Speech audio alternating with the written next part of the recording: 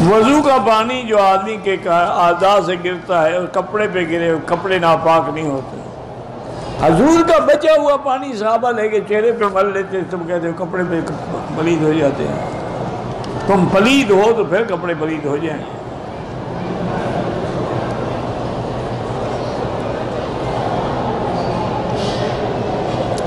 اگر شیعہ کوئی ہدیہ دے ٹھیک ہے، لیکن بہتر یہی ہے کہ ایسے لوگوں سے جن کے دلوں میں صحابہ کا بغض ہو ان سے دوستی رکھنا، ہدیہ لینا دینا نہ کریں تو اچھا ہے.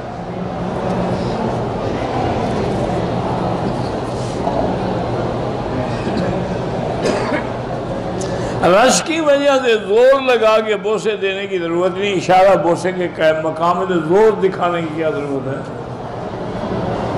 رش یا اشارہ کرو بوسے کے برابر ہے.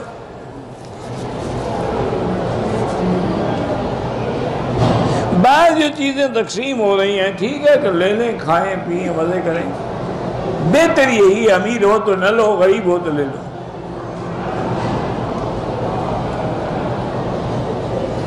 کہتے جی کہ ہر عالم اپنے فرقے کو صحیح ثابت کرنے کی کوشش کرتا ہے. پہلے تو آپ کو یہ بھی غلطی ہے فرقہ تو وہ ہوتا ہے جو کافروں کا ہو.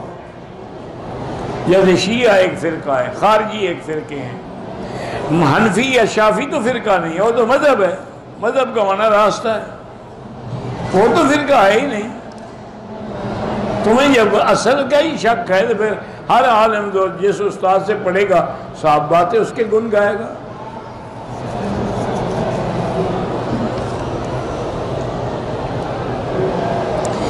بعض علماء ویڈیو سے تصویر بنانے کی اجازت دیتے ہیں. بعض سنا میں نے بھی ہے، لیکن احتیاط یہی ہے کہ بلا ضرورت نہ بنائیں. ایک ہے ضرورت کہ دین کے لیے بنا رہے ہو، تبلیغ کے لیے بنا رہے ہو، دعوت کے لیے بنا رہے ہو، اللہ کے دین پہنچانے کے لیے بنا رہے ہو، پھر تو ٹھیک ہے. ایک ہے کہ نہیں ایسے ویسے شوق سے بنا رہے ہو. فارمی مرغی کھانا جائز ہے، بالکل جائز ہے. آج کل تو بچے ہی فارمی ہیں تو مرغی کا کیا کرو گے؟ تو پھر ہم بچوں کو پھینک دو گے؟ اب تو بچے میرے بھائی ٹیوب میں پیدا ہوتے ہیں. بعض حضرات فرماتے ہیں کہ گھڑی دائیں ہاتھ پر پہننا روافض کا شعار ہے اور اہل سنت والجماعتوں کے لیے یہ ناجائز ہے. میرے بھائی پہلی بات تو یہ ہے کہ کیا حضور کے زمانے میں یا خلفاء کے زمانے میں یہ گھڑی تھی بھی؟ تو کیسے مسئلہ پیدا ہو گیا؟ یہ سب باتیں ہیں. گھڑی ہے معلومات کے لیے، وقت کے لیے، دائیں میں پہنے بائیں میں پہنے کوئی مسئلہ نہیں. اس میں کوئی شیعہ اہل سنت کا مقام نہیں. رحمت دو عالم نے صلی اللہ علیہ وسلم ایک دفعہ گزر رہے تھے تو کھڑے ہو گئے.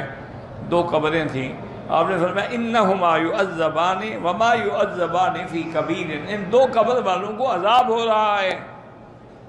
تو زمین پہ قبر تھی یا علیین میں تھی؟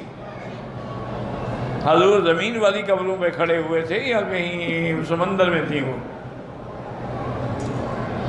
اور یہ بھی بتایا آپ نے، اللہ نے علم دیا کہ ان دونوں کو عذاب ہو رہا ہے، اور عذاب بھی ایسی بات میں جس کو یہ بڑا بھی نہیں سمجھتے تھے. ایک کو عذاب اس لیے ہو رہا ہے کہ لا یستتر من البول، وہ پیشاب کے قطروں سے بچتا نہیں تھا. پڑ گئے خیال نہ کیا. اور دوسرا جو ہے یمشی بالنمیمۃ، وہ چغل خور تھا، اس لیے ان کو عذاب ہو رہا ہے. تو عذاب اسی قبر میں ہوتا ہے جس میں ہم دفن کرتے ہیں. سب سے بڑی گواہی جو ہے وہ حضور پاک کی ہے کہ آپ خود فرما رہے ہیں کہ انہما یعذبان، ان دونوں کو عذاب ہو رہا ہے. پھر آپ نے صحابی کو حکم دیا کہ سامنے جو کھجور کھڑی ہے نا، اس کی ایک گوشہ توڑ کے لے آؤ. وہ گیا اور توڑ کے لے. حضور نے اس کو ایسے چیر دیا، ایک اس قبر پہ لگا دیا، ایک اس قبر پہ لگا دیا.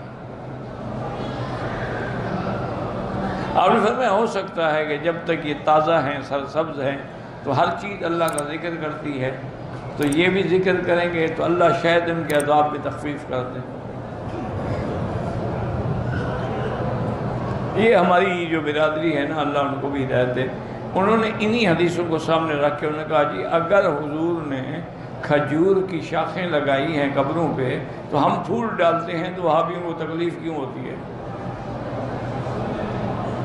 تو معنی یہ ہے کہ ہر چیز اللہ کا ذکر کرتی ہے، پھول بھی اللہ کا ذکر کرتے ہیں، اسی لیے ہم پھولوں کی چادریں چڑھاتے ہیں۔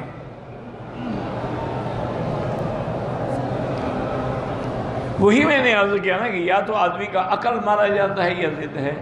بھائی اللہ کے نبی نے وہ کیوں لگایا تھا؟ فرمایا ان پر عذاب ہو رہا ہے، تو تم جن پر پھول پھینکتے ہو تمہیں بھی پتہ ہے ان کو عذاب ہو رہا ہے، اسی لیے ڈالتے ہو کہ ان کو عذاب سے کوئی فائدہ ہو جائے۔ اگر یہی تمہارا عقیدہ ہے تو پھر تمہیں مبارک ہو۔ ہم تو سمجھتے ہیں وہ اللہ کے اولیاء ہیں، ان کو کوئی عذاب نہیں ہو رہا، اللہ نے ان کی قبروں کو نور سے بھرا ہوا ہے، ان کے لیے اللہ نے قبروں میں بھی راحت کا انتظام کیا ہوا ہے۔